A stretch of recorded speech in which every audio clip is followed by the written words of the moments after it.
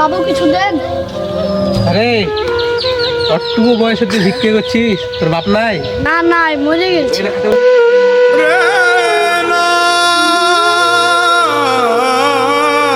কেন, তোর মাও নাই? না নাই, একটা চুদির ভাইয়ের সাথে পালিয়ে গেছে। তোর যখন বাপ মা কেউই নাই, তা তুই এক কাজ কর, আমার সাথে আমার বাড়ি চ।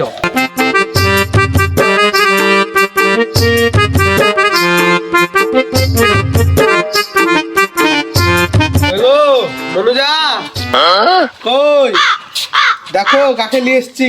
আমাদের তো ছেলে পেলে নাই, তাই দেখো একে নিয়ে এসছি, ছেলেটাকে মানুষ করতে হবে। আরে বাবু তুই, মা তুমি, हाय हाय इतना सुकून। আমি।